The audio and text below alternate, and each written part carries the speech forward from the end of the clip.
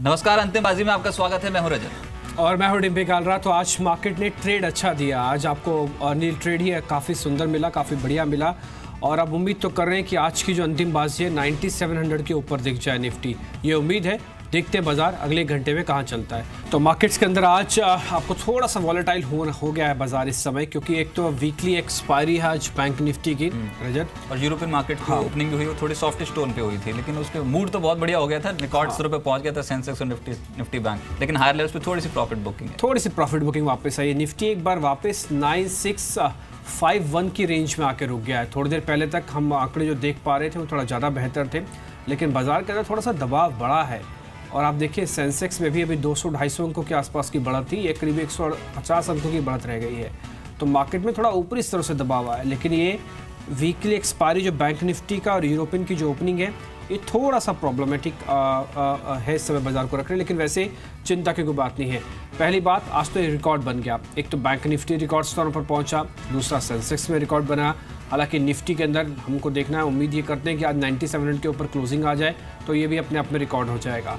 FI18 को लेकर NASSCOM क्या सुबह से हम नज़र रखे हुए थे कि क्या गाइडेंस आती है।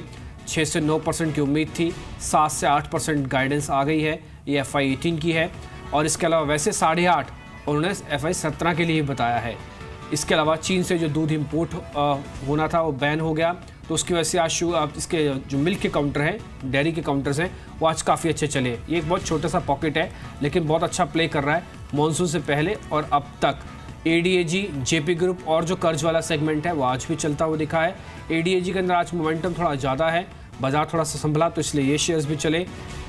इसमें डिफेंस जो है वो थिल्स डील की वजह से काफ़ी तेज़ी से आज ऊपर आता हुआ देखा, अभी भी ये 6% ऊपर ही बना हुआ है। इसके अलावा तेल और गैस शेयरों में मुनाफा वसूली, क्योंकि बेरिश मोड में है इस समय कच्चा तेल, इसलिए आप देख रहे हैं ONGC, साथ ही गेल, BPCL जैसे कुछ एक शेयर्स आज दबाव में काम करते हुए दिख रहे हैं। चलिए, OMC शेयर्स पे आज के सत्र पे दबाव है, लेकिन जो पॉकेट तेज हुई वो है फार्मा। आज निश्चित से बहुत स्मार्टली रिकवरी हुई है। सन फार्मा और बेंदो फार्मा जैसे स्टॉक्स में। सीमेंट पैक, इनफैक्ट निफ्टी पे सबसे ज़्यादा बढ़ने वाला स्टॉक है अब Ambuja cement.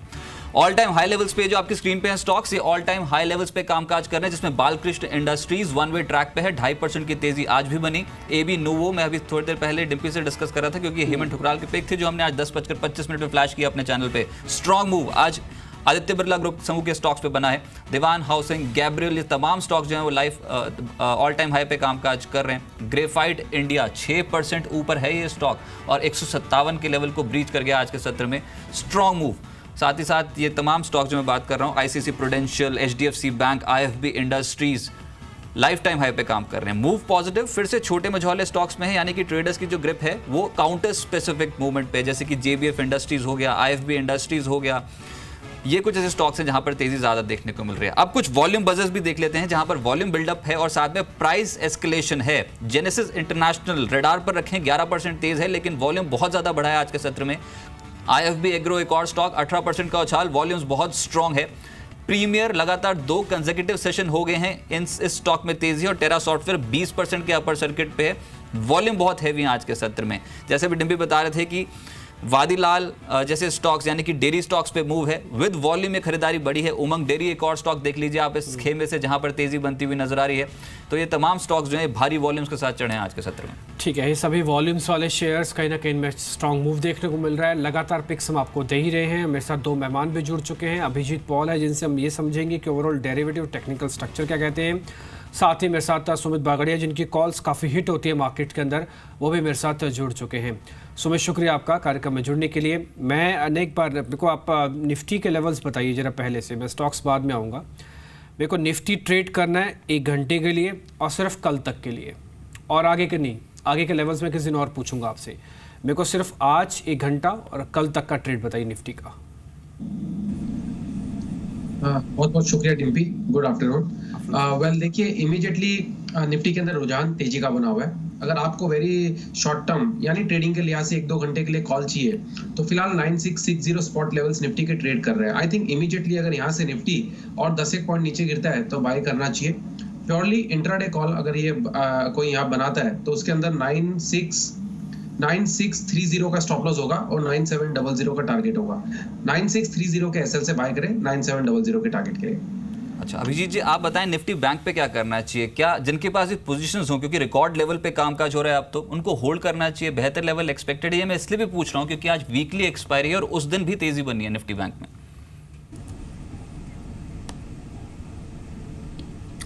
Well, Rajat, Bank Nifty is relatively better than Nifty in terms of the price structure. इसमें कोई डाउट नहीं है. थोड़ा बहुत अपसाइड लेवल से profit taking has been very evident. Level के हिसाब से बैंक निफ्टी फ्यूचर्स जब तक 23,700 23,750 का जोन नहीं तोड़ता है नीचे की तरफ, I think bullish bias maintain करना चाहिए. If we see some kind of ease of 23,700 750 के बीच, then it will give a good opportunity from a risk reward for again a long trade on the upside. The best thing about Bank Nifty is its daily, weekly, monthly charts. Extremely strong trend. कोई sign of weakness अभी तक नहीं है. So we should be looking to buy on dips close to supports. ठीक है, तो आपको Nifty और बैंक निफ्टी दोनों पे ऑलमोस्ट आपका आउटलुक आपके सामने आ गया है. आज क्योंकि शाम को प्रेस कॉन्फ्रेंस होगी, टेलीकॉम मिनिस्टर करेंगे मनोज सिन्हा, और वो ये बताएंगे कि जो कर्ज को लेकर है आज टेलीकॉम के जितने बड़े दिग्गज हैं उनके साथ बैठक में उनके साथ क्या बात हुई है. लेकिन ठीक उससे पहले आज ज़्यादातर टेलीकॉम कंपनीज एक रेंज में ही ट्रेड कर रही हैं. आरकॉम के साथ अलग कहानी है, ये थोड़ा बहुत पुल बैक भी दिखा रहा है, शॉर्ट कवरिंग भी इसके अंदर है, और वैसे भी जो डेट वाली कंपनीज हैं उनका निपटारा हो रहा है, तो शायद ये कहीं ना कहीं उसका फ़ायदा भी देख रही है. सुमित, कोई टेलीकॉम में आपको पसंद है क्या शेयर? ये शाम को जब पीसी होगी तो हो सकता है कुछ पॉजिटिव अनाउंसमेंट आए, मार्केट ऐसा वेट तो कर रहा है. कुछ आप शेयर देख रहे हैं कि टेलीकॉम में किसी को लेके जा सकते हैं? नहीं डिम्पी, टेलीकॉम स्टॉक्स नहीं समझ में आते हैं. वो लोअर लेवल से एक दो दिन के लिए तेजी दिखाते हैं, फिर उससे बड़ा फॉल देते हैं. अब जब तक कोई पॉजिटिव ट्रिगर्स जब तक देखने को नहीं मिलते इन स्टॉक्स के अंदर, तब तक मेरे ख्याल से एक बार अवॉइड ही करेंगे तो ज्यादा बेटर रहेगा, क्योंकि बाकी सेक्टर्स परफॉर्म कर रहे हैं, टेलीकॉम परफॉर्म नहीं कर रहा है. अगर कोई चांस लेना चाहते हैं टेलीकॉम के सभी स्टॉक्स में से, तो फिर भारती एयरटेल एक स्टॉक है जिसके अंदर चांस बिल्कुल लेना चाहिए, क्योंकि जब भी ये स्टॉक 375 का लेवल ऊपर में ब्रेक करेगा तो 15 से 20% की तेजी हमको आने वाले 1 से 2 महीनों के अंदर भारती एयरटेल दिखाएगा. 375 का रेजिस्टेंस लेवल है, 3 से 4 बार वहां पे रेजिस्टेंस लेके स्टॉक करेक्शन देता है. जब भी ये ब्रेकआउट आएगा 400 और 450 ये इमीडिएट टारगेट्स होंगे आने वाले कुछ महीनों के लिए. तो अगर कोई पॉजिटिव ट्रिगर्स मिलते हैं तो सबसे पहले इस स्टॉक को पकड़ लेना चाहिए. चलिए, निपुण मेहता साहब भी हमारे साथ जुड़े हैं, ब्लू ओशन कैपिटल एडवाइजर्स के फाउंडर और सीईओ हैं. निपुण जी, बहुत शुक्रिया अपना समय जी बिजनेस को देने के लिए. और इस खास दिन तो आपसे बात करनी और भी इंपॉर्टेंट हो जाती है, क्योंकि सेंसेक्स ने रिकॉर्ड लेवल्स छुए हैं, निफ्टी बैंक ने रिकॉर्ड लेवल्स छुए हैं. ये नए लेवल्स के और भी देखने को मिलेंगे. मैं वैल्यूएशंस कंसर्न्स पूछ रहा हूँ, क्या मार्केट में है या फिर वन वे ट्रैक पे ही चलेंगे इंडियन मार्केट से भी?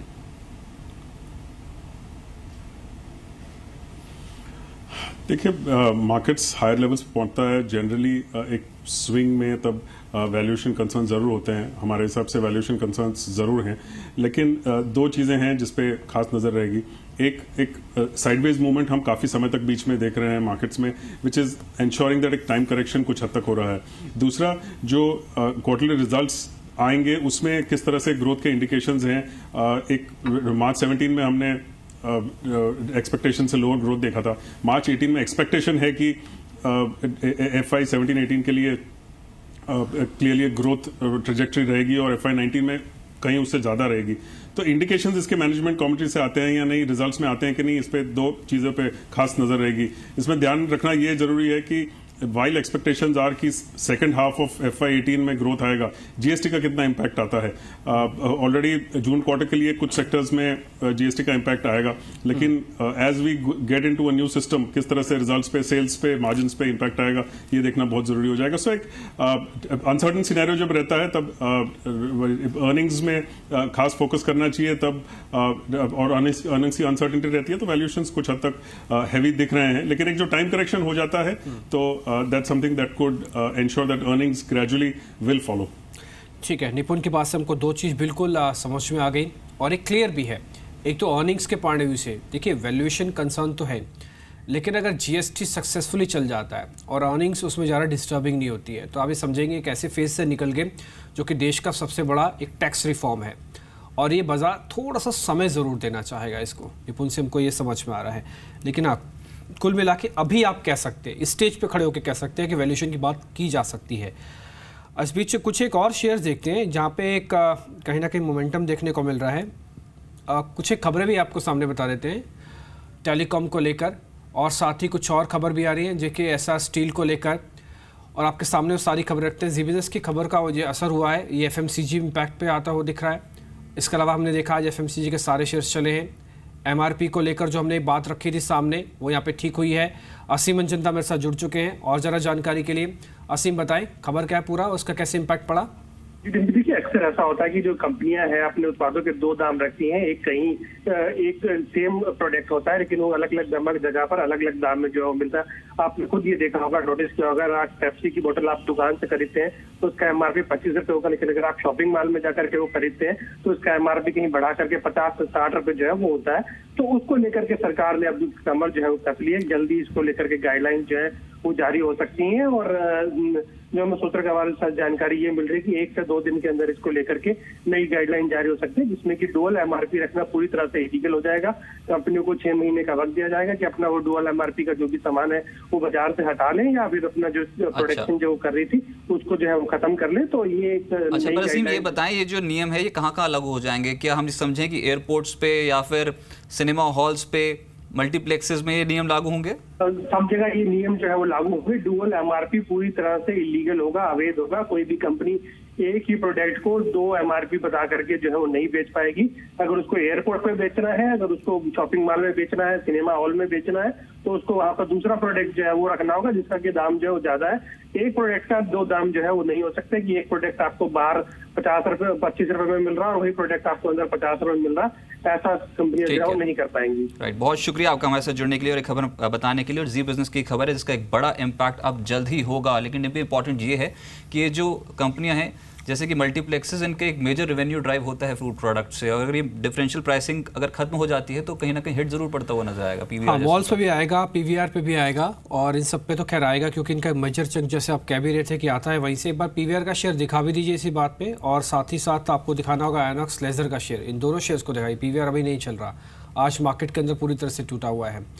और इसके अलावा आयनॉक्स लेजर का शेयर भी दिखाइए, ये भी ऑलमोस्ट लाल निशान में, तो पार्टिसिपेशन नहीं है आज किसी तरह का। और ये खबर जो है शायद थोड़ा सा और प्रेशर बना देगी जो हमको अभी सिम ने दिया। और जी बिजनेस लगातार इसकी मुहिम को पहल भी करता रहा है और ये भी सिद्ध साबित होते हुए दिख रही है। तो सिम से हमको ये समझ में आया इन दोनों शेयर्स पे प्रेशर रहने वाला है। एक बार जरा टेक्निकल चार्ट्स भी इनके समझ लेते हैं। अभिजीत एक बार जरा पीवीआर देखिए, ये यहाँ से शॉर्ट कर सकते हैं क्या? वीक दिख रहा है आपको?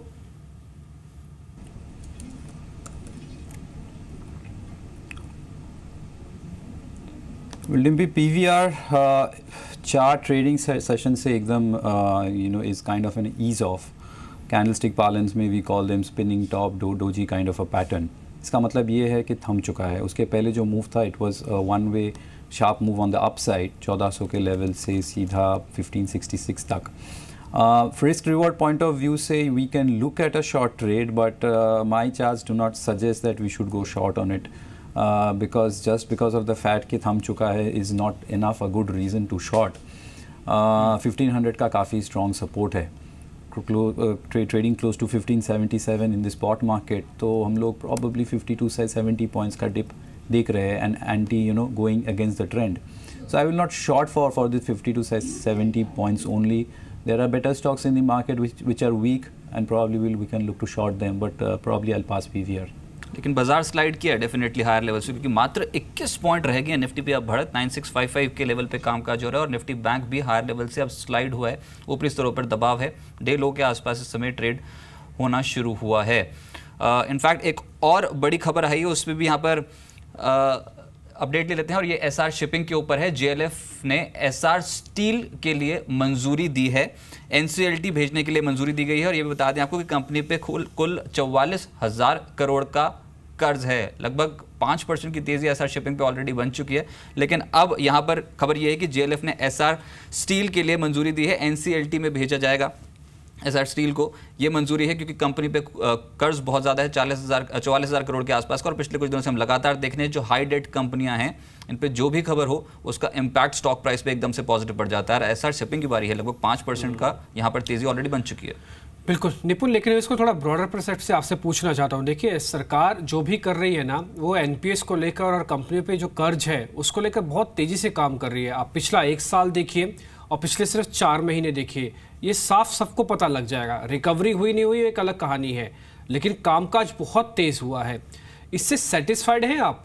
आपको लगता है कि ठीक है इस सिचुएशन है, मैं क्योंकि एक ऐसा ट्रेडर हूँ, एक ऐसा इन्वेस्टर हूँ जो इसी चीज़ को भुनाना चाहता हूँ, अपने फ़ायदे के लिए कैलकुलेट करना चाहता हूँ, तो कुछ बैंक लूँ या कर्ज वाली कंपनी लूँ? वेल आई थिंक जितने स्टेप्स पिछले 1-1.5 साल में लिए हैं सरकार ने, ये डेफिनेटली पॉजिटिव हैं। काफ़ी ट्रायल एंड एरर हुआ। जो एक बैंक्स के साथ जब भी फाइनेंस मिनिस्टर या पूरी मिनिस्ट्री बैठी थी कुछ 1.5-2 साल पहले, तभी भी काफ़ी कोशिश हुई, लेकिन उसके डेवलपमेंट उसमें नहीं हो रही थी। लेकिन पिछले 3 महीनों में जिस तरह से आरबीआई ने या मिनिस्ट्री ने काम किया है, at the same time banks जिस तरह से बोरोवर्स को बुला रही हैं और एक्शन ले रही है, I think that's very positive. देखना ये ज़रूरी है कि ये जो रेमेडियल एक्शन होता है उससे कितनी तेज़ी से रिकवरी होती है। तो बिजनेस ये काफ़ी इसमें जो एनालाइज करें तो टेक्सटाइल और स्टील बिजनेसेस हैं, इसमें एक ओवरनाइट टर्न अराउंड नहीं हो सकता है। एक इंप्रूव्ड मैनेजमेंट हो सकता है, लोअर कॉस्टिंग हो सकता है, जिसकी वजह से शायद लॉसेस कम हो, लेकिन इसमें एक significant turn around despite change in the steel overall industry scenario, इतना एक इजी टर्न अराउंड हो सके ऐसा नहीं है। इंटरेस्ट कॉस्ट और इसमें काफ़ी इसका इम्पैक्ट पीएनएल पे, बैलेंस शीट पे रहेगा। So if you ask me to choose कि दोनों में से किस सेगमेंट में खरीदना चाहिए, I would still prefer banks, क्योंकि जो रिकवरी होगी उसका काफी हद तक प्रोविजन हो चुका है।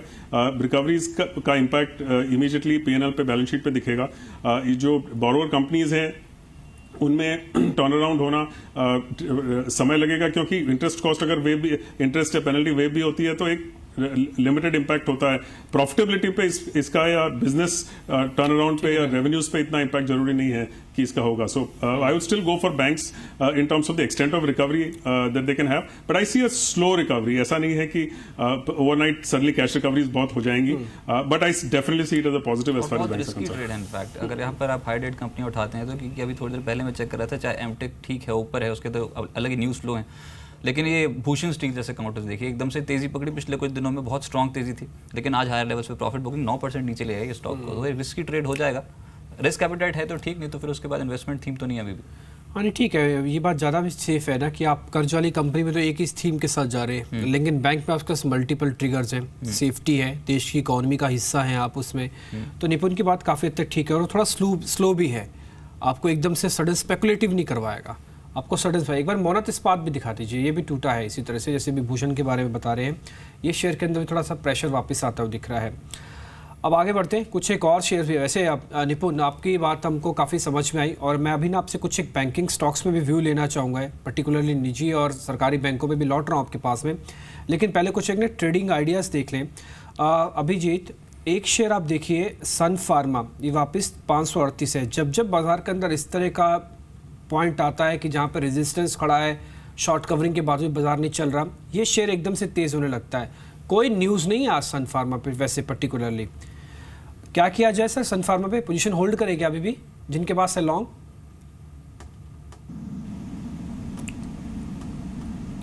वेल डिम्पी, जिसके पास लॉन्ग है and if it's in the money make sense to hold, but ये जो होल्ड रहेगा from my point of view, if I am long in Sun Pharma I will not be very comfortable. इसका एक main reason यही है कि इसका जो इंटरमीडिएट मीडियम टर्म ट्रेंड है ना, वो अभी भी वीक है। Moving averages are all facing down. Turn around होने में टाइम लगेगा for sure. What we are seeing is a short term bounce back, and if I am long in this price then मेरा strategy essentially from a very short term time frame है, and my targets will not be very high. ठीक है, on the upside 540 542 का from a very short term point of view एक levels है।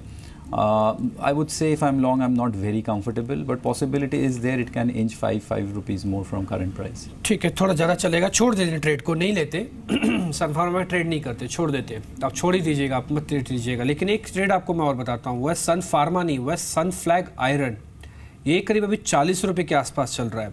Excellent move volume के साथ इसके अंदर आता हुआ दिख रहा है। सुमित, ये आपको शेयर देखना होगा, ये 10 साल का ब्रेकआउट देने की तैयारी कर रहा है इस समय सन फ्लैग आयरन। एक बार जरा देखेंगे इसके चार्ट, और मैं इसको अभी प्लस करना चाहूँ या फिर 1-2 दिन में लेना चाहूँ तो टारगेट क्या रखूँ सर इसके? सन फ्लैग आयरन को प्रेजेंट लेवल्स पे प्लस किया जा सकता है।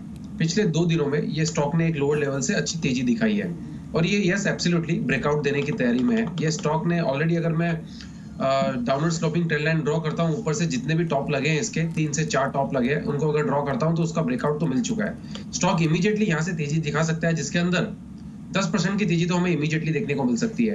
यानी प्रेजेंट लेवल से 45 तक के लेवल्स तो हमें इमीडिएटली देखने को मिल सकता है। हो सकता है शायद ये रैली एक्सटेंड भी करे और हमें 48 से 50 तक के लेवल्स भी देखने को मिले। इमीडिएटली जिन्होंने भी लॉन्ग किया हुआ है लास्ट 2-4 दिनों में, वो पोजीशंस को होल्ड करें और फ्रेश बाइंग जो करते हैं उनके लिए जो स्टॉप लॉस बेस्ट समझ में आ रहा है अभी वो है 37.50 के आसपास। टारगेट्स 43-44 इमीडिएटली, उसके बाद 48 से 50। राइट निपुण, इनफैक्ट अगर अब बाजार पे यहाँ पर खरीदारी करनी हो तो टॉप आपके रडार पर कौन से सेक्टर्स है, कौन सी थीम्स जहाँ पर पैसा बनने के चांसेस ज्यादा हैं सर? वेल आई थिंक जैसे हमने बात की कुछ हद तक वैल्यूएशन स्टॉप आउट हो रहे हैं, लेकिन मेरा focus rather than a sector mid caps पे ज़रूर रहेगा। मिड कैप्स में अगर देखें तो एज अ थीम जो क्रूड ऑयल प्राइस घट रही है उसके काफ़ी बेनिफिशरीज हो सकते हैं इन टर्म्स ऑफ कंपनीज जो इसे क्रूड ऑयल को या फिर प्लास्टिक्स में या डेरिवेटिव्स ऑफ दीज प्रोडक्ट्स इसमें जो रॉ मटेरियल की तरह यूज़ करते हैं, इनमें एक significant fall in raw material cost आ सकती है, जिसकी वजह से उनके मार्जिन्स में इंप्रूवमेंट हो सकता है।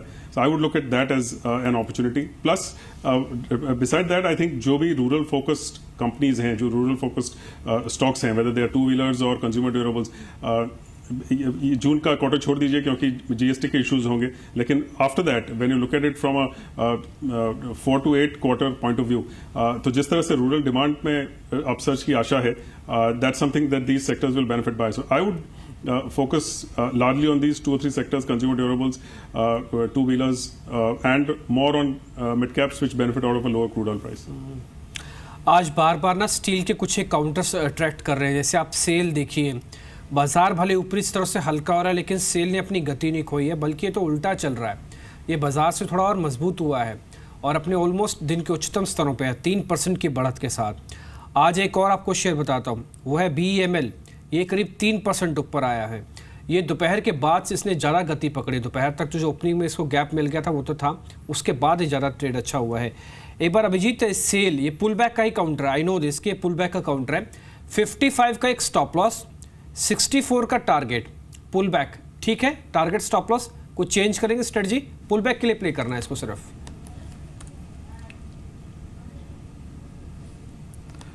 पुल बैक प्ले डेफिनेटली है Dimpy, and I think levels आपके सही है। We can expect a move from sell from here on. yes, as of now the stock is doing opposite to what the market is, and actually ये ऐसा ही था जब market ऊपर जा रहा था over the last I think close to 8 to 9 weeks ये नीचे आया है, काफ़ी strong support hold कर रहा है which is close to that 55-56 zone. I see a nice divergence shaping up और इसके कारण I will probably expect around 60-61.5 के लेवल तक सेल का मूव आ सकता है। So I think it's a pretty good pick. ठीक है, 60, 61, 62 तक के लिए पुल बैक देख सकते हैं आप सेल के अंदर। ये आज अच्छी क्लोजिंग करके जा रहा है, इसलिए ज़्यादा इंपॉर्टेंट है कि आप इसी शेयर के साथ बने रहें। जो मजबूत शेयर है वो पकड़ा रखा जा सकता है। 61 के लिए पुल बैक का एक ट्रेड यहाँ पे बनता है। निपुण, थोड़ी देर आप पहले कह रहे थे ना कि जीएसटी का कुछ एक अर्निंग्स पे इम्पैक्ट आएगा। ये पॉजिटिव इम्पैक्ट कहाँ पे आ सकता है और नेगेटिव कहाँ पर आएगा? आप कुछ सेक्टोरल मेरे को बता पाएंगे ताकि हम थोड़ा बी अवेयर रहें पहले से कि हाँ नेगेटिविटी कहाँ पे फ्लोट हो सकती है ज़्यादा और थोड़ा पॉजिटिव कहाँ पे रहेगा? वेल आई थिंक इसमें दो चीज़ें हैं जो जून क्वार्टर तक देखें तो हमने काफ़ी कंज्यूमर ड्यूरेबल्स पे इम्पैक्ट आते हुए हम शायद देखेंगे। इन्वेंट्री क्लियर करने के लिए not just manufacturers but wholesalers, ये कई कंपनियां हैं जिन्होंने एक क्लियरेंस सेल वर्चुअली लगा रखा है, तो उस पर एक सेल्स पे एक या फिर मार्जिन्स पे इम्पैक्ट जरूर आ सकता है, but that's restricted up to probably 30th June for a lot of these consumer durable companies, to some extent automobile companies as well. लेकिन इसके बाद जो चैलेंज है ये more operational है rather than in terms of the demand. I think gradually after the first quarter, अगर सितंबर quarter July to सितंबर का के 3 महीने अगर challenges रहती हैं तो उसके बाद there is a significant benefit that would virtually all these sectors would derive out of.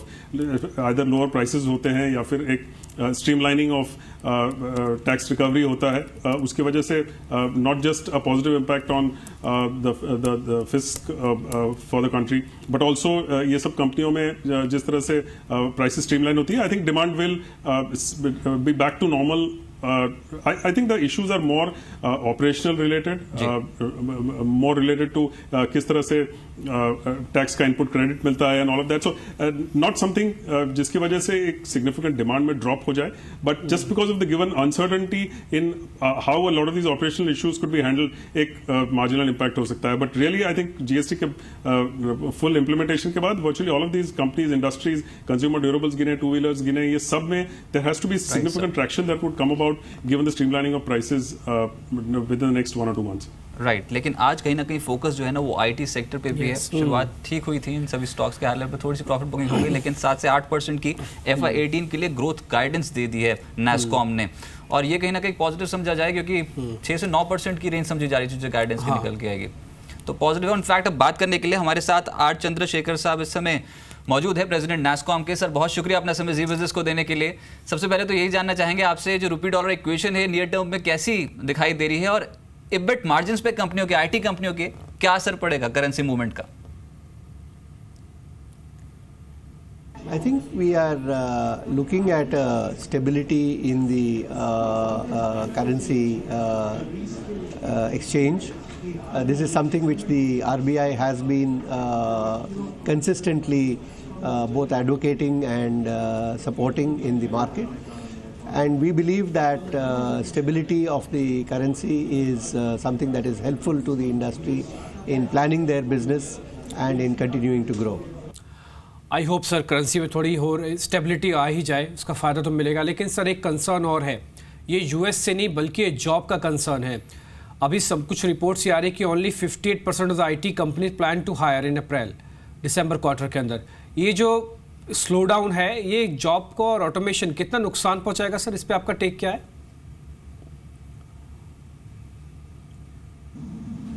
I think we have seen, unfortunately, a large number of unfounded rumors with regard to employment.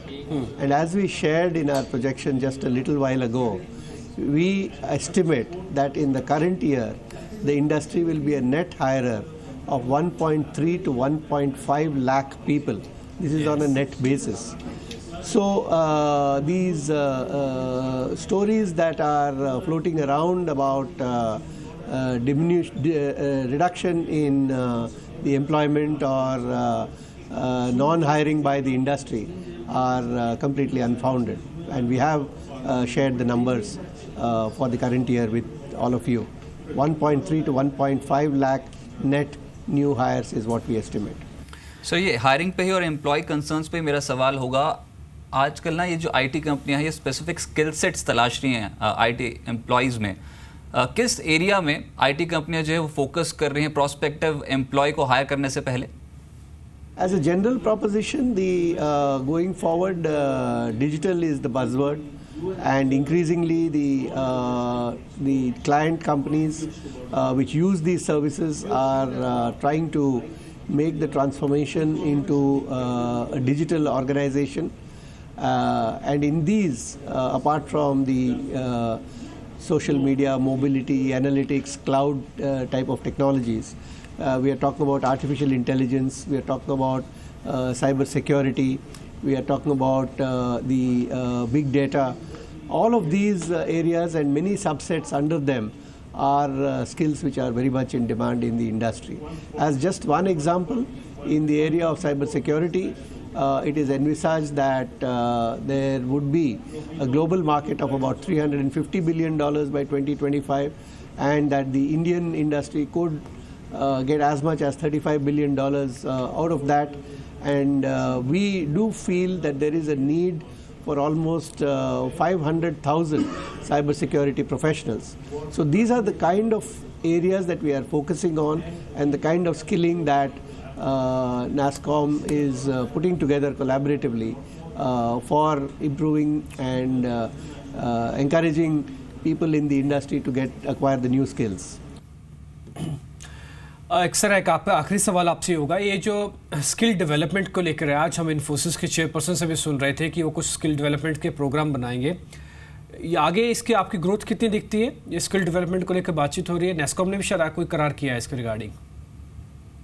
The NASSCOM and the industry are putting together this skilling platform, which we believe will be immensely useful for both employees, serving employees, as well as for students to acquire the new skills, or rather the skills for the new age going forward. I must explain that this will be more online in nature, and it certainly will involve collaboration with universities and colleges. In fact, we are doing that already. And the idea is that people who are obtaining degrees in various areas, particularly in technology areas, can actually make use of these platforms and these opportunities to supplement their degree learning with additional skills which the industry needs, which actually will be helpful in getting jobs and making them more industry ready for the future. अच्छा sir, ये जो आज growth guidance FY18 की तय हुई है 7 से 8% की, क्या कुछ संभावना है इस FY18 की ग्रोथ गाइडेंस को रिवाइज करने का अपर साइड पे? I think in the time and age that we live in, we will never say never, but I would not envisage as of now any need for a revision.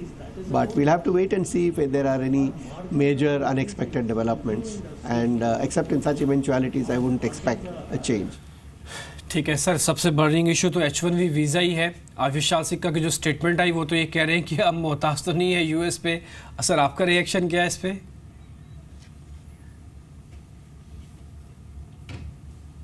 I cannot respond to comments about or made by an individual company, and I would not like to do that. That is not NASSCOM policy.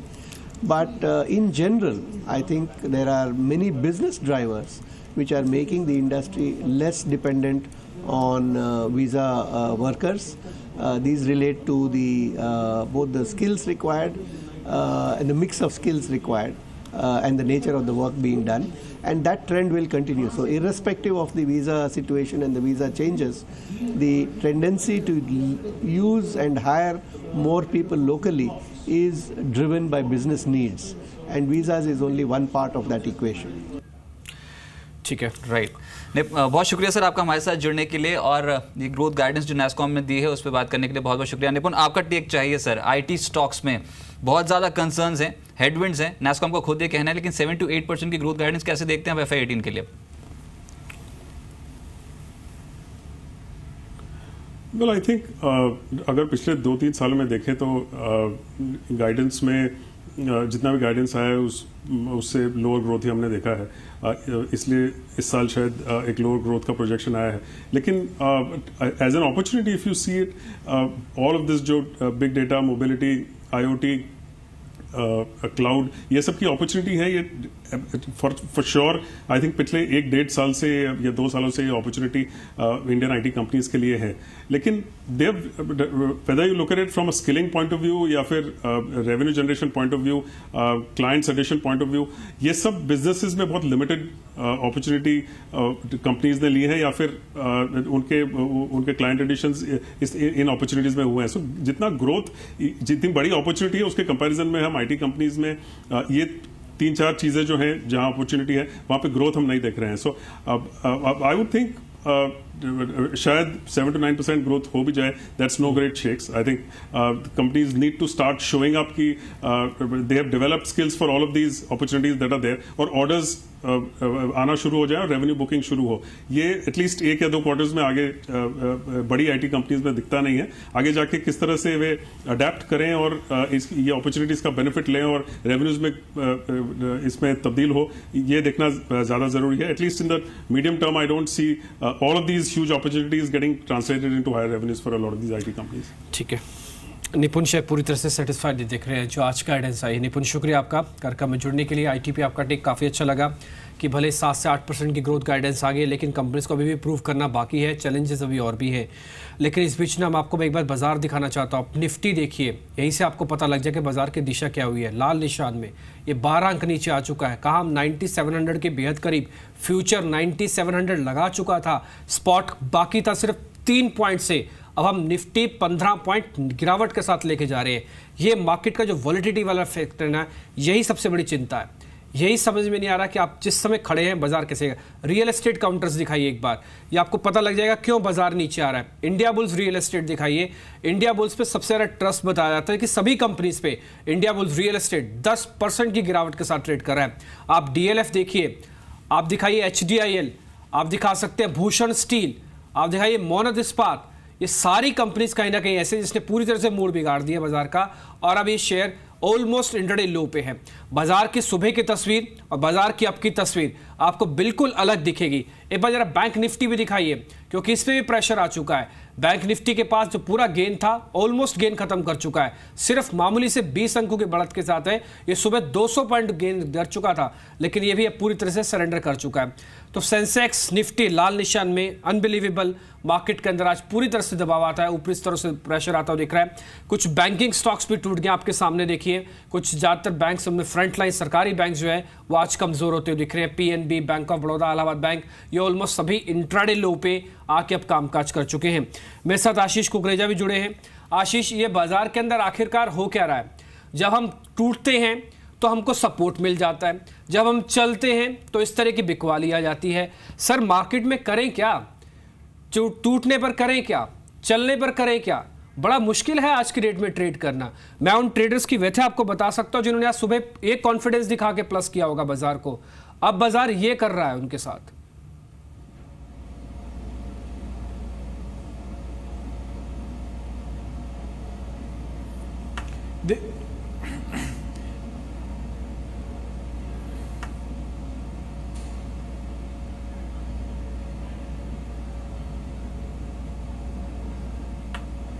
मैं बिल्कुल सहमत हूँ आपसे डिम्पी। देखिए, अब जो smart traders हैं वो भी अब अपनी मेरे को ऐसा लगता है कि अब ज़रूर अपनी स्ट्रैटेजी को बदलेंगे, और ये जो वॉलेटिलिटी इस रेंज में चलती आ रही है उसकी वजह से आपको मार खाना बनता नहीं है। मुझे लगता है कि इस समय आपको अपने चुने हुए स्टॉक्स में बने रहने वाला समय है। गिरावट में अच्छे स्टॉक्स जो आपसे छूट गए उनमें पोजीशन में जाने का समय है, और ये जो पीछे पीछे थोड़े खराब स्टॉक्स या फिर मार्केट के मोमेंटम में जो ऐसे ऐसे स्टॉक्स भी चल पड़ते हैं जिनका कोई सर पाँव नहीं होता, उनसे अब ये इंडिकेशन है कि आप, क्योंकि वहाँ जब मार पड़ेगी तो बहुत बड़ी मार पड़ेगी। तो अगर मैं आपको पर्सपेक्टिव दूँ तो देखिए, मार्केट खराब नहीं है। मैं I will stick my neck out and से 9700 टच किया, 9700 के ऊपर क्लोजिंग होएगी तो आप वापस से 10,000 की बातें करने लगेंगे। लेकिन इस तरह की वॉलेटिलिटी में पैसा खोइए मत, अच्छे स्टॉक्स में बने रहिए और निचले स्तरों में बाय कीजिए। 9450, 9700 ये रेंज को रिस्पेक्ट कीजिए और अपनी पोर्टफोलियो को 9450 का स्टॉप लॉस बना के आगे बढ़ाइए। ठीक है, तो 9450 का एक स्टॉप लॉस लगा के पोर्टफोलियो में पोजीशंस ऐड कर सकते हैं। लेकिन अब समय हो गया आज के फाइनल बेट का।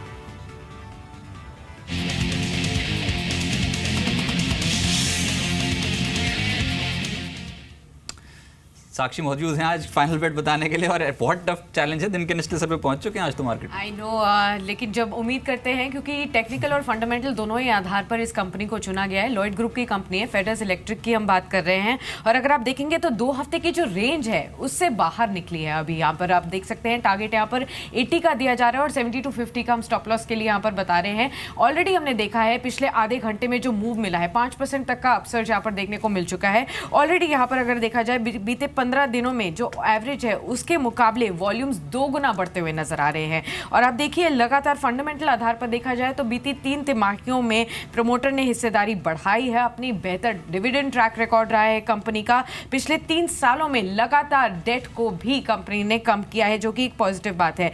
कंपनी के बेहतर ऑपरेटिंग मार्जिन है, ये एक और फैक्टर है जो कि कंपनी को सपोर्ट करता है और इसके फंडामेंटल्स को सपोर्ट करता है। टेक्निकल आधार पर अगर आप देखें तो 70 का जो स्तर है उसे सपोर्ट लेने के बाद यहाँ पर से एक जो शार्प सर्ज आया है वो टेक्निकली आधार पर यहाँ पर एक बेनिफिशियल नजर आ रहा है। पॉइंट 80 के लिए यहाँ पर आप खरीदारी कर सकते हैं। तेजी बनती हुई नजर आ रही है। 72.50 का स्टॉप लॉस आप मेंटेन कीजिए। 80 रुपए का टारगेट है, 72.50 का स्टॉप लॉस है। थोड़ा सा संभल कर ट्रेड कीजिए, कम वॉल्यूम रखेंगे तो ज़्यादा बेहतर होगा। लेकिन ये शेयर इस तरह की गिरावट में भी टूट नहीं रहा, इसका मतलब बात तो है। आप इसमें ध्यान रखें, 80 रुपये तक का टारगेट आपको यहाँ पे मिल जाएगा और 4-4.5% की मूव है इसमें। सुखदेव साक्षी, आपका कार्यक्रम में जुड़ने के लिए। अब कुछ एक और ट्रेड में आपको दिखाता हूँ जिनमें एकदम से तेज़ गिरावट आती हुई दिखी है। आप एक बार दिखाइए, जस्ट डायल, ये करीब 4% नीचे दिन के निचले स्तरों पर आ गया है। इसमें फॉल अभी 1 घंटे के अंदर बहुत बड़ा है। वोखार्ड ये करीब 3-3.5% की गिरावट के साथ ट्रेड कर रहा है। दोनों ही ऑयल मार्केटिंग कंपनीज IOC और HPCL ये करीब 3% की गिरावट, ऑलमोस्ट इंट्राडे लो पे आके कामकाज कर रही हैं। साथ ही इंडिया सीमेंट ये करीब 2.5% नीचे आ चुका है। NHPC 2.5% नीचे आ चुका है। इमामी 2.5% नीचे, हालांकि ये सुबह से कमज़ोर था, इसने भी गिरावट को और थोड़ा सा एक्सटेंड किया है, लेकिन ये भी करीब 2.5% नीचे। में से 3 खास मेहमान हैं, अभिजीत हैं, साथ ही आशीष कुकरेजा है और सुमित बागड़े, जिनसे हम इस समय समझ रहे हैं जो एक्सट्रीम मार्केट वॉलेटाइल हुआ है उसके अंदर क्या किया जाए। अभिजीत, आज आपको पता ही होगा, आप 2 बजे भी थे, 2 बजे तक स्थिति कुछ और थी, आप अंतिम बाजी में देख रहे थे, स्थिति कुछ और बन चुकी है। अभी क्या किया जाए, आप कल के लिए क्या करें सर?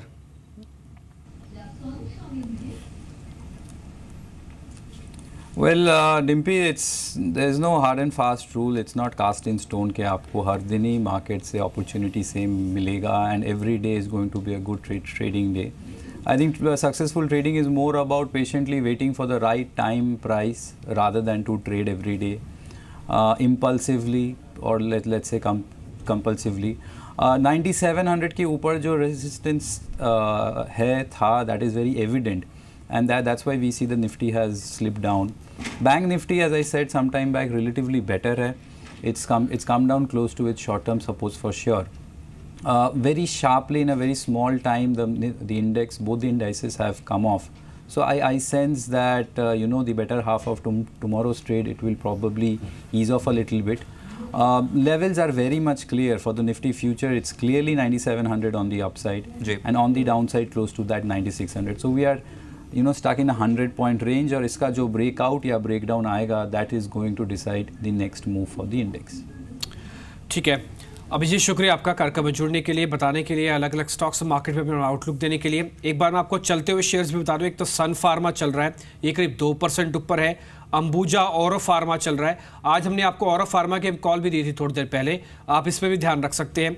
टाटा पावर भी करीब 1.5% ऊपर आके भी ट्रेड कर रहा है। ये कुछ एक बढ़ने वाले शेयर्स भी हैं, इनमें किसी तरह का कोई भी मार्केट का प्रेशर काम नहीं कर रहा। ये सभी शेयर्स अभी अपने इंट्राडे हाई पे आके कामकाज कर रहे हैं। कुछ BTST STBT कॉल्स भी होंगी। पूजा त्रिपाठी मेरे साथ जुड़ चुके हैं, वो भी आप नोट कर लीजिए। पूजा बताएं, STBT है अभी BTST, अब संख्या बढ़ी है क्या? कुछ एक STBT कॉल थी लेकिन, और बाकी सारी BTST थी, लेकिन अभी बाजार में एकाएक बिकवाली आ गई है, तो उस हिसाब से एक सजेशन होगा कि स्टॉप लॉस उस हिसाब से जरा एडजस्ट करने की राय होगी। पहले निर्मल बैंक के व्यूज ले लेते हैं। इन्होंने हेक्सावेयर में खरीदारी करने की राय दी है। 264 के टारगेट के लिए खरीदारी सजा रहे हैं और स्टॉप लॉस से सजा रहे हैं 250 का। और दूसरे कॉल में हिंदुस्तान जिंक पे खरीदारी करने की राय आ रही है। इन्होंने जो टारगेट सुझाया है वो 266 का सुझाया है और स्टॉप लॉस 248 का लगाकर चलने की राय होगी। अगले कॉल में बोनांजा पोर्टफोलियो ने सेल में खरीदारी करने की राय दी है 61 के टारगेट के लिए और स्टॉप लॉस होगा 57 का। और मनप्पुरम फाइनेंस इनका अगला बाई कॉल है। NBFC स्पेस में सबसे ज़्यादा आज इसमें तेज़ी देखने को मिली थी और 102 के टारगेट के लिए यहाँ पर ये खरीदारी करने की राय दे रहे हैं। स्टॉप लॉस से सुझा रहे हैं 96.3 का। अब IDB कैपिटल ने एक STBT और एक BTST कॉल दिया है। पहले जो इनका कॉल है वो है सीमेंस में और यहाँ पर इनका मानना है कि 1390 तक के लेवल्स देखने को मिल सकते हैं आपको स्टॉक में। स्टॉप लॉस होगा 1339 का। और अगले कॉल में पेट्रोनेट LNG में इन्होंने सेल कॉल दिया है। 425 के लेवल्स तक की गिरावट और देखने को मिल सकती है स्टॉक में। आज भी इस वक्त भी करीब 2% की कमजोरी के आसपास ये स्टॉक ट्रेड कर रहा है। 425 के टारगेट के लिए बिकवाली की राय दे रहे हैं और स्टॉप लॉस से सुझा रहे हैं 440 का। ठीक है, पेट्रोनेट LNG पे आपको शॉर्ट कर लेना है। 425 का टारगेट है, 440 का स्टॉप लॉस है। शुक्रिया पूजा कार्यक्रम में जुड़ने के लिए। सुमित, एक चीज़ आप देखिए, 180 का ना एक सपोर्ट है अभी इसके पास, इंडियाबुल वेंचर के पास, जिस ग्रुप के ज़्यादातर शेयर टूट रहे हैं। यहाँ पे क्या एक पुल बैक के लिए वापस ले लो, क्योंकि इंडियाबुल वेंचर बहुत तेज़ी से रिकवर करता है। अभी सिर्फ 6 रुपये की गिरावट है, अभी थोड़ी देर पहले 6% नीचे था, अभी सिर्फ 3% ये गिरावट है। ये थोड़ा पुल बैक मेरे को मिल जाएगा। स्ट्रिक्टली स्टॉप लॉस भी मेरे को बताइएगा अगर मैं कोई सौदा लूँ तो। 170 का इसके अंदर सपोर्ट है। 170 का लेवल अगर टूटता है तो ये और नीचे जाएगा, जिसके अंदर ये 160 से 150 के लेवल दिखा सकता है। अगर किसी को स्टॉप लॉस से काम करना है तो ही इसके अंदर काम करना चाहिए। 170 171 का स्टॉप लॉस बैठेगा, क्योंकि वॉलेटाइल बहुत ज्यादा है स्टॉक और सडन मूव्स हमको स्टॉक के अंदर देखने को मिल रहे हैं। 170 के स्टॉप लॉस से बाय करें, वापस ऊपर में शायद 195 200 के लेवल्स दिखा सकता है। चलिए एक बार चढ़ने वाले स्टॉक्स भी देख लेते हैं। एक तो जैकॉब देख लीजिए, ये स्टॉक जो है ये दिन के उच्चतम स्तर के बेहद करीब पहुंचा और बाजार दिन के निचले स्तर पे पहुंचा। IFB इंडस्ट्री सुबह से ही तेज है, तेजी अभी और बढ़ती हुई नजर है अंतिम बाजी के दौरान। ADAG पैक में रिलायंस डिफेंस एक स्टॉक जो आज सुबह से ही बहुत एक्टिव था और वायदा कारोबार के आंकड़े भी ठीक पैन आउट हो रहे थे, अब 60 रुपए के ऊपर होल्ड करने की कोशिश कर रहा है। और वायदा कारोबार से एक स्टॉक है गॉडफ्रे फिलिप्स, जिसमें आज के सत्र में खरीदारी के सौदे ज्यादा देखने को मिले हैं और ये भी अभी 0.4% के आसपास की तेजी शो कर रहे हैं। लेकिन कुकरेजा साहब, यहाँ पर अगर बाजार पे आप बोल रहे हैं कि बाय ऑन डिप्स की मार्केट है, तो कौन से स्टॉक्स आप ट्रैक कर रहे हैं सर? देखिए, इस समय जो दिग्गज हैं वहीं पर ही ध्यान दीजिए, वहीं पर ही अभी भी थोड़ा आपको निचले स्तरों में फिर ऐसे दिनों में फिर से बाइंग का रुझान देखने को मिलेगा। हम पिछली बार भी जब बात करें तो बैंकिंग के बारे में काफ़ी डिटेल में डिस्कशन हुई और हम काफ़ी समय से प्राइवेट बैंकिंग में ICICI बैंक और येस बैंक पसंद करते हैं, तो निचले स्तरों पे उनको आप लेने की एक कोशिश कीजिए।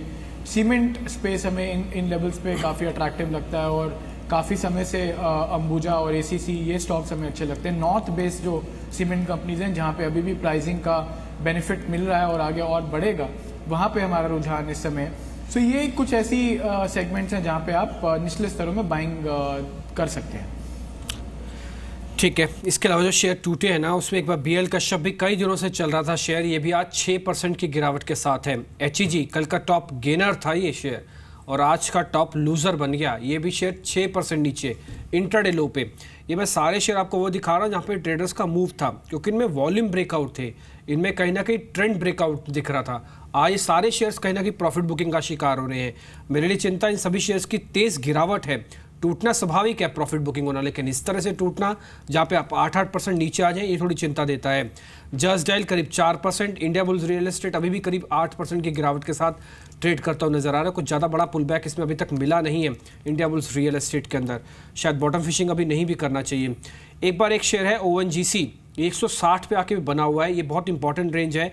सुमित, एक बार इसकी रेंज आप देख के कैलकुलेट कीजिए, 150 से 160, इसके बीच में एक इन्वेस्टर को आना चाहिए। ये अपॉर्चुनिटी शायद ONGC आपको दे रहा है।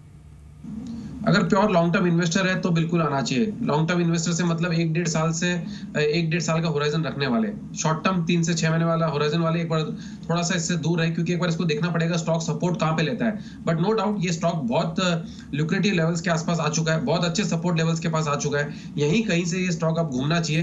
तेजी इसके अंदर स्टार्ट होगी जब ये स्टॉक 170 का लेवल ऊपर में ब्रेक करेगा।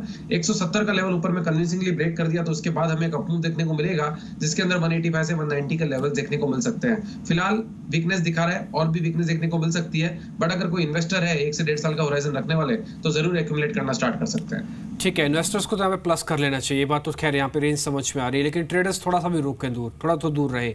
एक शेयर है कॉक्स एंड किंग, ये शेयर अभी 6% ऊपर आ चुका है और काफ़ी दिनों से अच्छे मोमेंटम में है।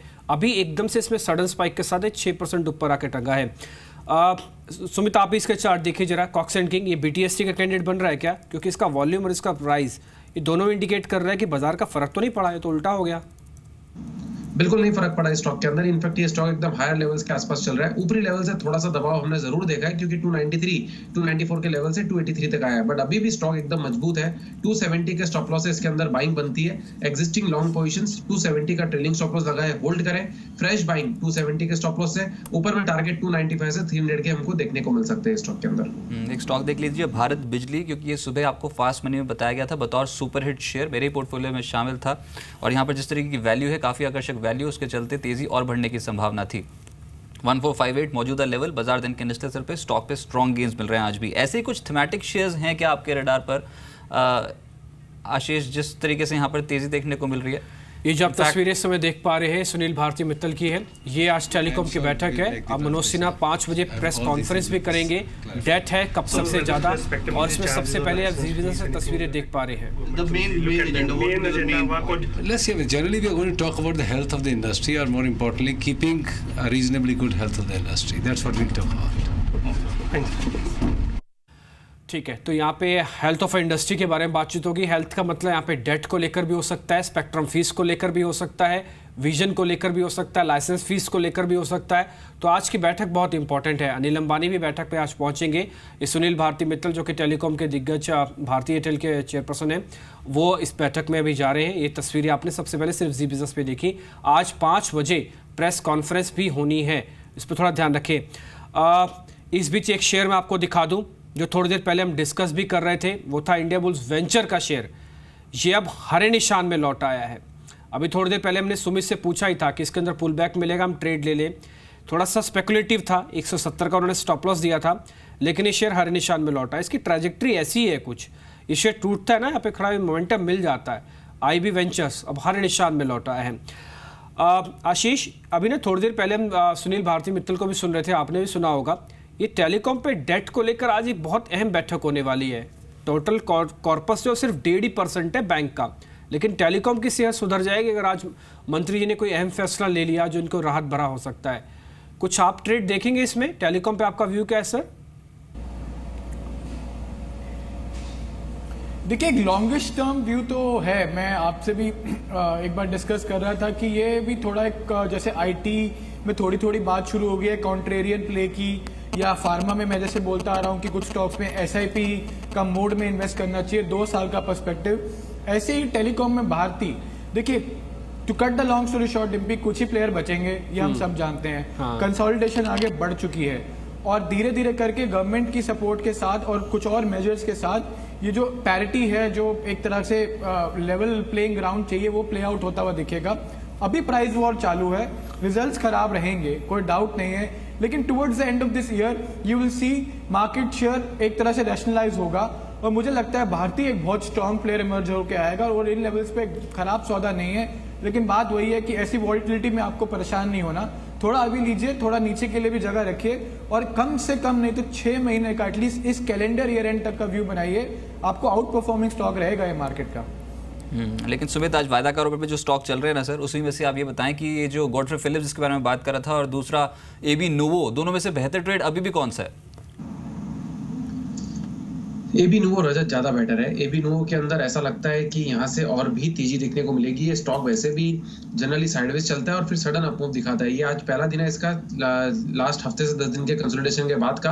आई थिंक इमीडिएटली ये स्टॉक ऊपर में 1800 तक के लेवल्स दिखा सकता है। 1750 का ऊपर क्लोजिंग आने का मतलब इमीडिएट टारगेट 1800-1850 के लेवल हमें AB नोवो के अंदर देखने को मिल सकते हैं। ये स्टॉक के अंदर बाइंग में रहना चाहिए। आज हमने आपको एक सेल कॉल दी थी ऑयल इंडिया, ये करीब अभी 1.5% के नुकसान पर है। एक थी REC, इसकी पुट आपको प्लस करवाई थी, ये भी नुकसान पे ही है 2%, ये भी शेयर भी नीचे है। REC को लेकर वैसे मैं एक चीज़ आपसे पूछना चाहता था आशीष, अभी ना हम पीयूष गोयल को सुन रहे थे, वो ये कह रहे थे कि GST को लेकर ना एक तो बिजली के दाम नहीं बढ़ेंगे, ये उन्होंने क्लियर किया, उपभोक्ताओं को फ़ायदा मिलेगा, इंडस्ट्री इसके लिए तैयार है। संतुष्टि तो हो रही है, समझ में आ रहा है कि नेताजी बोल रहे हैं तो हाँ बात ठीक ही बोल रहे होंगे, लेकिन ग्राउंड रियलिटी ऐसा है कुछ? देखिए, ये इस कमेंट पे तो कहना मुश्किल है क्योंकि अलग अलग जो स्टेट्स हैं वहाँ पे इस समय सिचुएशन बहुत एक कॉमन कमेंट करना इस पे बहुत मुश्किल होगा। दाम बढ़ेंगे तो कहीं तकलीफ भी हो सकती है, जहाँ पे ऑलरेडी स्टेट इलेक्ट्रिसिटी बोर्ड जो हैं तकलीफ में हैं और वहाँ से भरपाई नहीं हो पा रही है, और कहीं जो रिफॉर्म्स करते आ रहे हैं पिछले 1-2 सालों से वहाँ पे फ़ायदा होगा। आप देख रहे हैं किस तरीके से प्राइवेट प्रोड्यूसर्स जो हैं वो थोड़े वापस मार्केट में हाईलाइट में आ रहे हैं, लेकिन किसी भी तरीके से REC को कोई फ़ायदा होता हुआ मुझे नहीं समझ में आता। फ़ायदा मेरे कहने का मतलब है यहाँ पर तो एक तरीके से ये अगर आपके पास शेयर है और आपने पैसा कमाया है तो I will stick my neck out and से कि आप एक बार इसमें से एग्जिट कीजिए। मेरे को बहुत अपसाइड नहीं दिख रहा है PFC REC में। चलिए, लेकिन 2 स्टॉक्स और देख लीजिए। एक तो मन्नापुरम फाइनेंस जो अभी थोड़ी देर पहले यहाँ पर एज अ BTS टिप पे इस चैनल पे चली, वो भी स्टॉक काफ़ी तेज़ है। और दूसरा यहाँ पर है रेन इंडस्ट्रीज, जहाँ पे काफ़ी स्ट्रांगली गेन मिलते हुए नजर आए। टेलीकॉम स्टॉक्स पे फोकस है। सुनील भारती मित्तल, ये जो टेलीकॉम मंत्री के साथ बैठक हो रही है उससे ठीक पहले क्या बोलते हुए नजर आए, पहले वो आपको सुना देते हैं।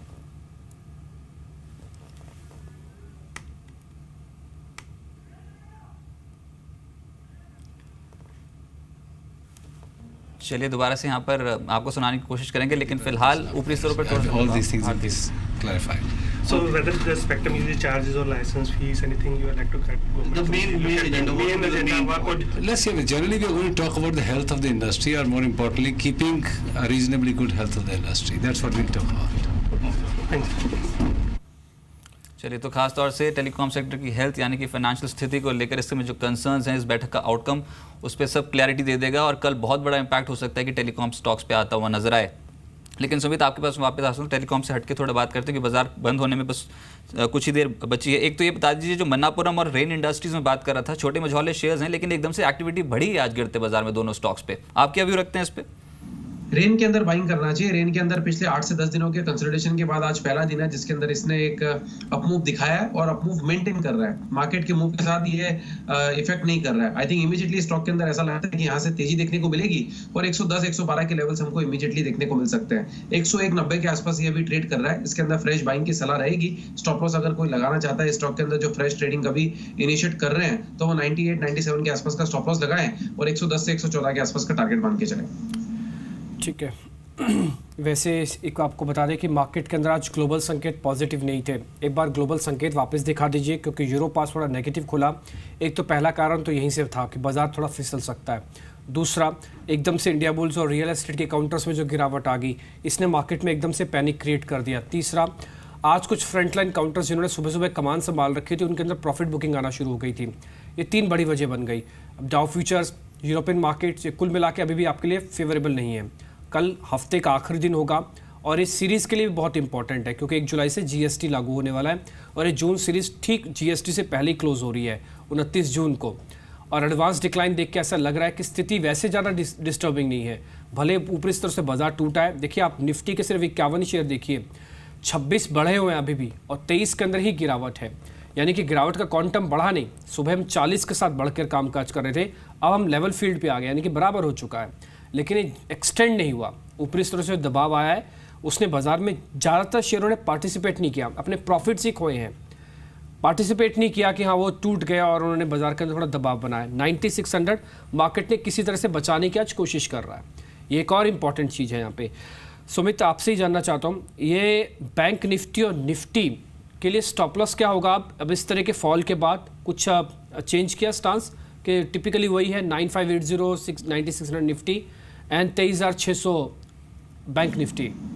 देखिए, प्रैक्टिकली स्पीकिंग ये सब रेंज में घूम रहे हैं। निफ्टी तो अभी तक इमीडिएटली रेंज में, बैंक निफ्टी ने तो फिर भी ब्रेकआउट दे दिया। निफ्टी रेंज के अंदर है, 100 पॉइंट की रेंज है जो करीब 3 हफ्ते खत्म होने आ गए हैं। उस दायरे को निफ्टी ब्रेक नहीं कर पा रहा है। इधर साइड ब्रेकआउट हमें 200 से 250 पॉइंट का मूव तो देखने को मिलेगा, ये तो श्योर हो रहा है अभी निफ्टी के मूवमेंट को देखते हुए। और इस 100 पॉइंट के दायरे में ये वॉलेटिलिटी है, ना ये तेजी वाला को तेजी करने दे रही है, ना मंदी वाला को मंदी करने दे रही है, और दोनों तरफ लोगों के स्टॉप लॉसेस खा रही है और पेशेंस टेस्ट कर रहा है। इमीडिएटली रेंज 9600-500 से निफ्टी के अंदर, ऊपर में 9700 का लेवल ब्रेक होने के बाद हमें 150 से 200 पॉइंट का मूव तो आप इमीडिएटली मान के चले। हो सकता है शायद ये हमें इसी एक्सपायरी में या उसके पहले हमको देखने को मिल जाए 100 से 150 point range upside. Present levels पे अभी भी निफ्टी के अंदर बाइंग बनती है और बैंक निफ्टी के अंदर ऊपरी लेवल से गिरावट आई है, बट कोई वीकनेस नहीं है। बाइंग अभी भी मेंटेन रखे बैंक निफ्टी में। ऊपर में इमीडिएटली हमको 24,000 तक के लेवल्स बैंक निफ्टी के अंदर देखने को मिल सकते हैं। ठीक है आशीष, अभी आपने सीमेंट कंपनीज के बारे में बात कर रहे थे। कौन सी सीमेंट कंपनी से प्लस करें, ये जो फ्रंटलाइन वाली है उनको, या फिर जो छोटी छोटी कंपनीज है एक रीजन के अंदर अपना प्रभाव रखती हैं उनको? देखिए, इस समय जो हमारा ध्यान है वो नॉर्थ बेस्ड सीमेंट कंपनीज में ज़्यादा है, और जो वहाँ पे अच्छी कंपनीज हैं वो उनमें हमें इस समय श्री सीमेंट, मंगलम, अंबुजा, एसीसी और साथ ही साथ UltraTech with the JP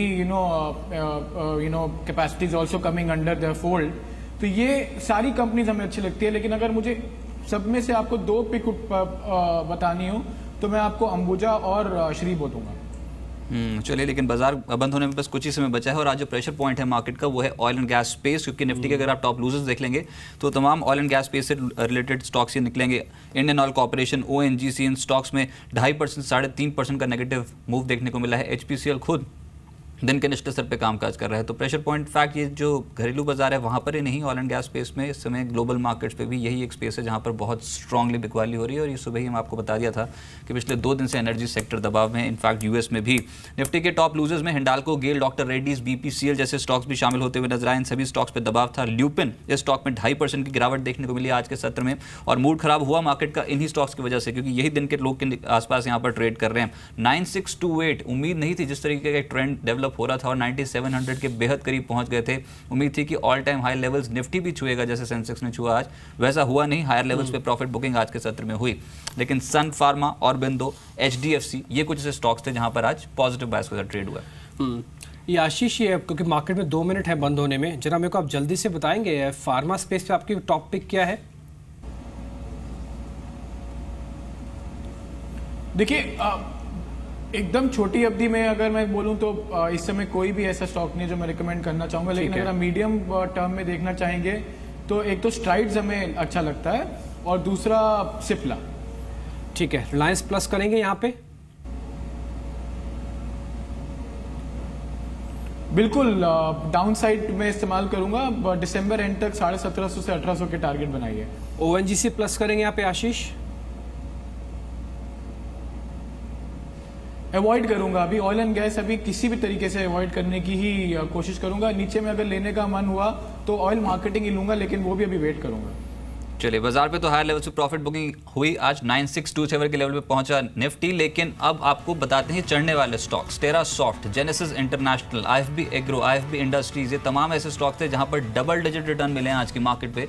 Godavari par, speciality restaurant, AB novo और प्लास्टिक बैंड जैसे स्टॉक्स पे भी आज के सत्र में कहीं ना कहीं खरीदारी बढ़ती हुई नजर आई। ये तमाम स्मॉल कैप स्टॉक्स हैं। इसके अलावा जेपी ग्रुप्स के शेयर्स पकड़ मजबूत थी, दिन भर पकड़ मजबूत रही जेपी एसोसिएट्स में। जेपी इंफ्रा 8% की तेजी के साथ क्लोज होने जा रहा है। जेपी पार में तेजी थी।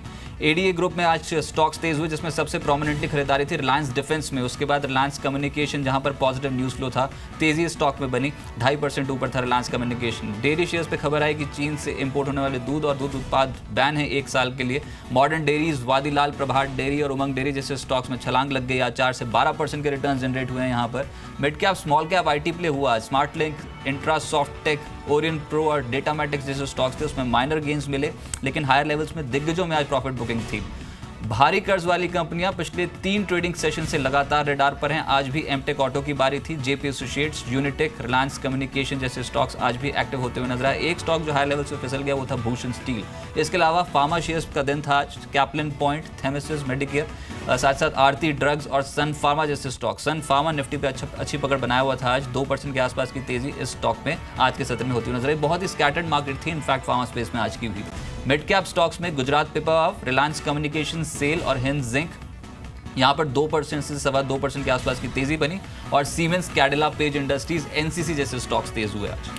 तो आज मार्केट की क्लोजिंग मिली है हमको 11 अंकों के नुकसान के साथ आज निफ्टी, और आज सुबह हमको दिख रहा था कि निफ्टी शायद 9700 आएगा, फ्यूचर्स आए और लेकिन स्पॉट नहीं आ पाया, लेकिन वहाँ से प्रॉफिट बुकिंग आने लग गई।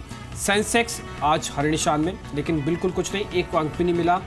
और इसके अलावा मिड कैप के अंदर आज करीब आपको थोड़ा नुकसान मिला। ये लास्ट का जो 1 घंटा था ना, इसमें मिड कैप थोड़े ज़्यादा टूटे हैं। आपको लिस्ट अभी बता भी रहे थे। ऑयल एंड गैस के कुछ एक शेयर्स हैं, कुछ एक रियल एस्टेट के शेयर्स पार्टिसिपेट कर गए। बैंक निफ्टी ये थोड़ा ठीक रहा आज का दिन, इसने अपने सिर्फ गेंस ही खत्म किए हैं। वैसे इससे ज़्यादा प्रॉफिट बुकिंग नहीं अपने आप में होने दी, और ना ही इसके अंदर शॉर्टिंग आती हुई दिखी। इसके फ्यूचर्स में उनको क्लियर आता हुआ दिखा। सुमित, आज की क्लोजिंग हमको थोड़ा ऐसा लग रहा है कि ये एडजस्टमेंट के साथ की क्लोजिंग थी, क्योंकि आज बैंक निफ्टी का वीकली सौदा सेटल होना था।